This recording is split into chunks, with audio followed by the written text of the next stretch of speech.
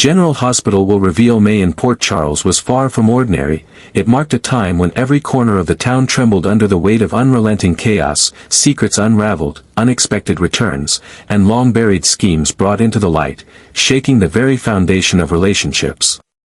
As doors to the past burst open, unleashing a storm of truth, those believed to be gone suddenly reappeared, and familiar faces found themselves at the center of suspicion and betrayal. Amidst the upheaval, the mysterious return of Michael and the undeniable truth surrounding Gio sent shockwaves through the entire community. Yet what viewers have witnessed so far is only the beginning.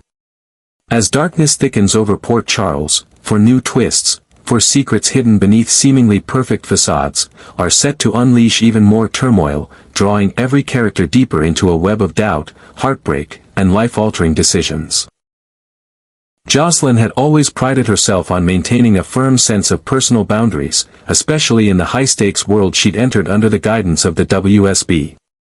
As the young but fiercely determined research assistant assigned to the enigmatic Professor Dalton, her mission had been clear from the start: collect intelligence, remain discreet, and trust no one.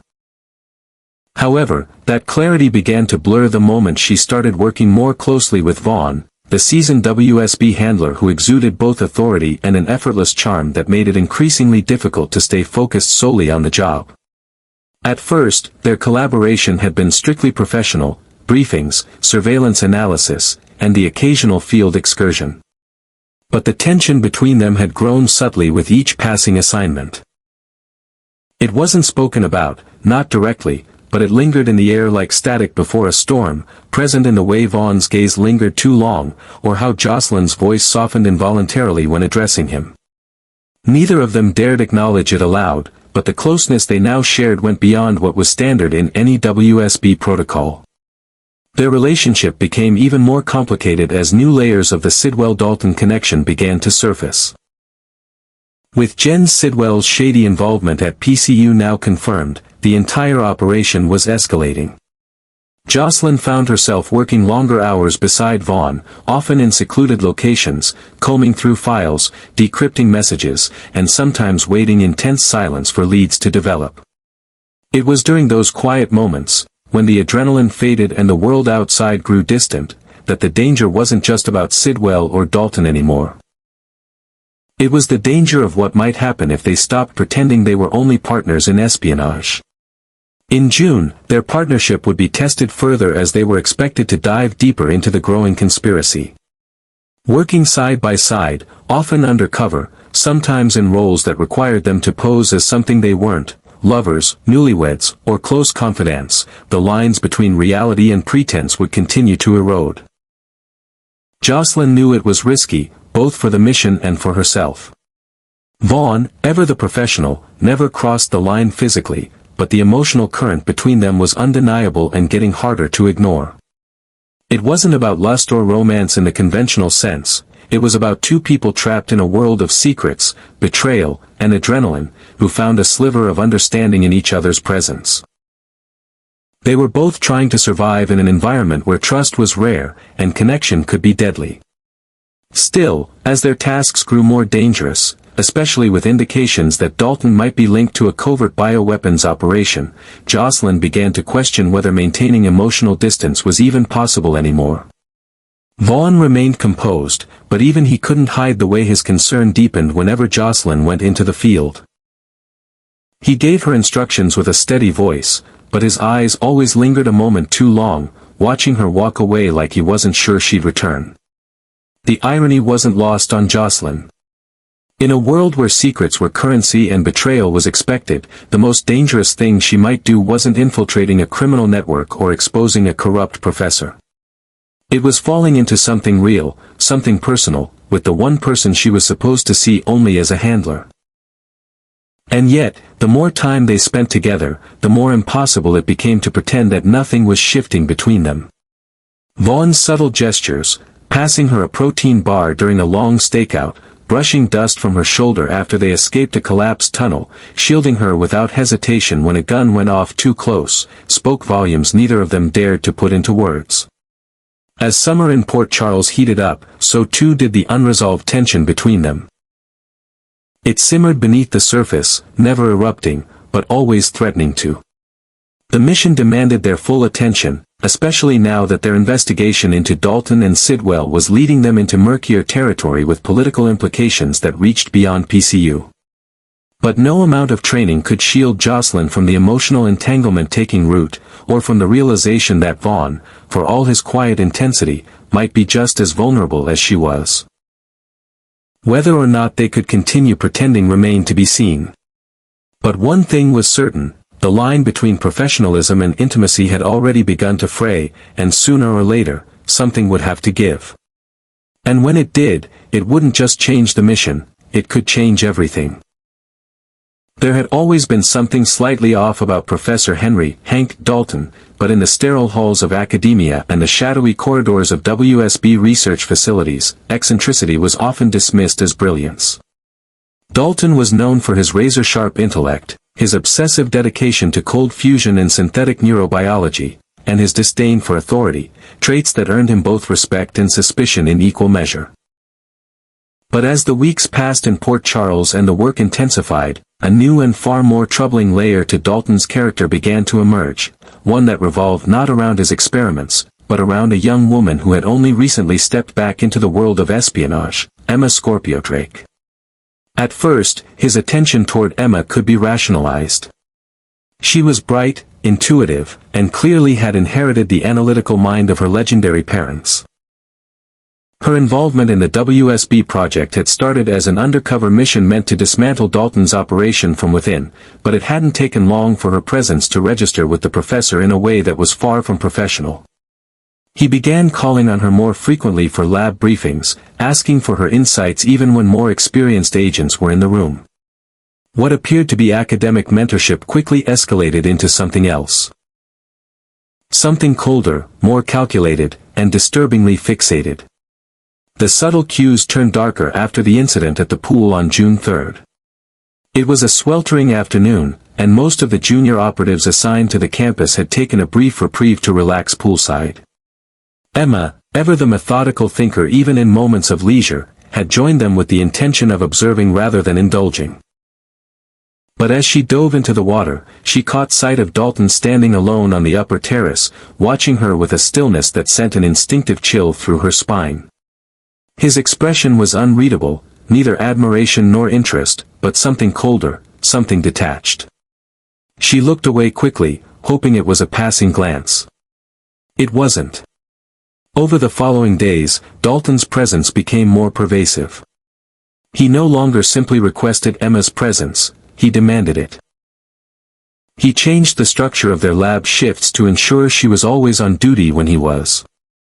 He lingered in doorways, stood too close during briefings, and asked questions that had little to do with science and too much to do with personal preference, what she read in her free time, whether she preferred solitude or company, what she dreamed of when she was younger. Emma, trained to spot manipulation, began to document every interaction, knowing that what she was experiencing wasn't merely inappropriate, it was dangerous.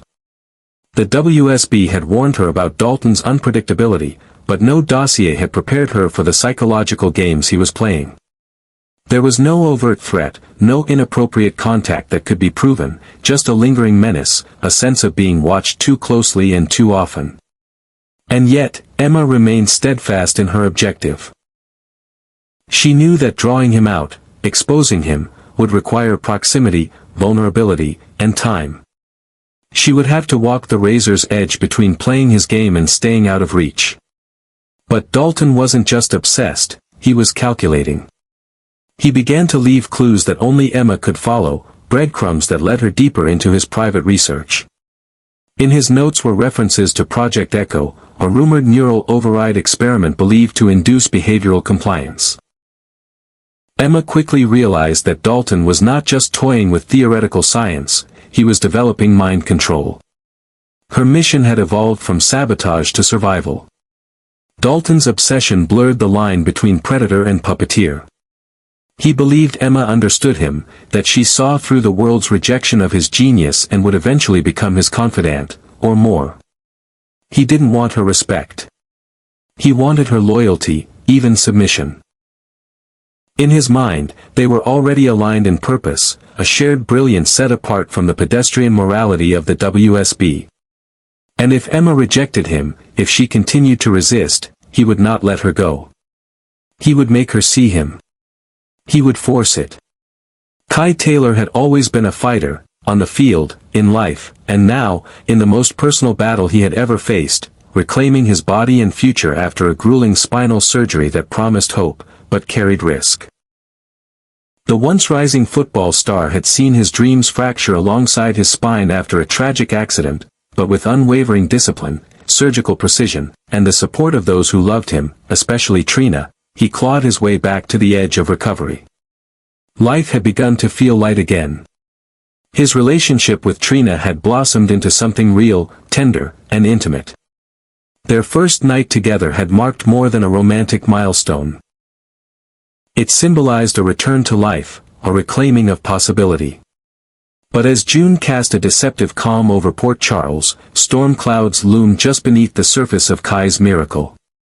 While he moved with more strength and confidence each day, a subtle unease had begun to creep into his routine. It started as an occasional twinge in his lower back, a numbing sensation in the toes that lasted too long after morning stretches, a subtle hesitation in his gait after an intense workout.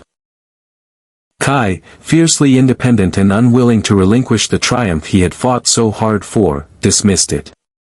Pushed it down. Chalked it up to overexertion. But the signs didn't fade. They worsened. One afternoon during a charity game, while showing off for fans and attempting a light sprint, his leg buckled beneath him. He fell, not hard, not dramatically, but enough to rattle him. Enough to make Trina's smile vanish and the crowd hush. The doctors at General Hospital rushed to examine him, and though initial tests were inconclusive, whispers began to circulate about delayed onset nerve damage, a cruel and rare postoperative complication that slowly eroded mobility. Kai was prescribed rest and observation, but the fear had already begun its relentless crawl through his psyche. What if the surgery hadn't repaired him, but only paused his decline? What if every moment he spent with Trina was counted against an invisible clock ticking toward paralysis? That fear began to isolate him. He cancelled therapy sessions, withdrew from Trina, and spent long hours alone, staring at his reflection and seeing less of the man he once was. Trina, sensing the shift, tried to reach him, but Kai's pride became his armor and his prison. He didn't want to be her burden. He didn't want pity. And yet, the emotional distance only made the physical reality worse. A second fall, this time in the shower, led to an ER visit and new tests. The diagnosis was no longer speculative. The paralysis was real, and it was progressing. Kai's world began to collapse inward.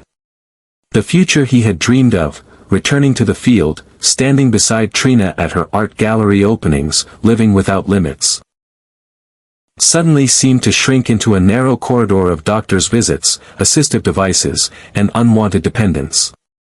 The once vibrant athlete, full of swagger and wit, now found himself navigating a terrifying new terrain of uncertainty. Every victory he had claimed was called into question. But General Hospital is a place of resilience as much as heartbreak, and Kai would not be allowed to fade quietly into despair. Trina refused to give up on him. She demanded the truth, stood beside him during the hardest consultations, and helped him see that his worth was never bound to the muscles in his legs or the velocity of his sprint. Their love was tested in ways neither expected, forged now in struggle rather than triumph. As June progresses, the storyline promises to dive even deeper into Kai's medical spiral, a chilling but poignant exploration of what happens when recovery turns into regression. But in the face of mounting physical challenges, Kai's journey may ultimately become one of emotional rebirth. He will be forced to redefine identity, masculinity, and strength, not in terms of touchdowns and tenacity, but in the quiet power of perseverance, the courage to be vulnerable, and the willingness to let others carry him when he can no longer run. Lulu's re-emergence into Port Charles' life was quiet but significant. Having spent so long away from the chaos, she had returned changed. Wounded but resilient, quieter but no less impactful. Her presence stirred emotions in those who had once loved her, but for Cody, it was different. She wasn't a ghost from his past, she was a mystery in his present.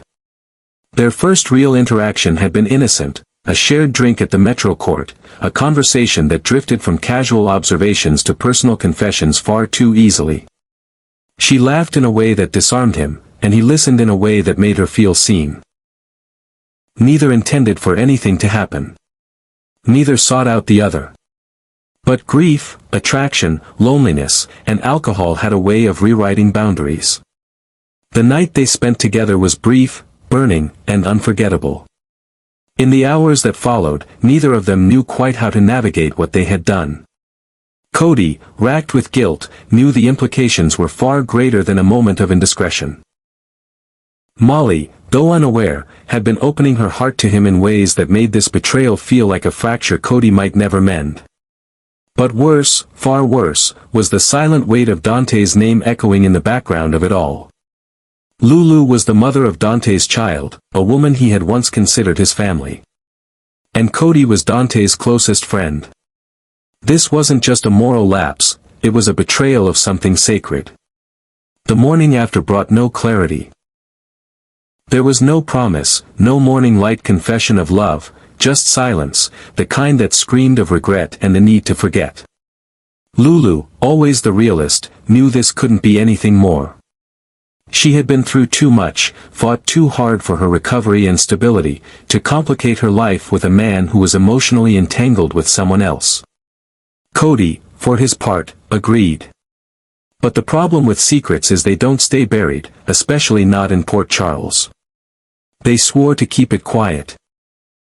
No one could know. Not Molly.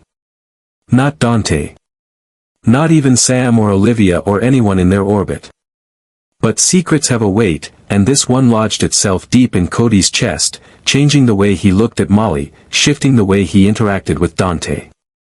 He became distracted, hesitant, prone to unexpected emotion. Molly noticed first, small things, distant responses, tension where there used to be comfort. Lulu, too, began to carry the burden in silence, avoiding eye contact with Dante, avoiding Cody altogether when possible.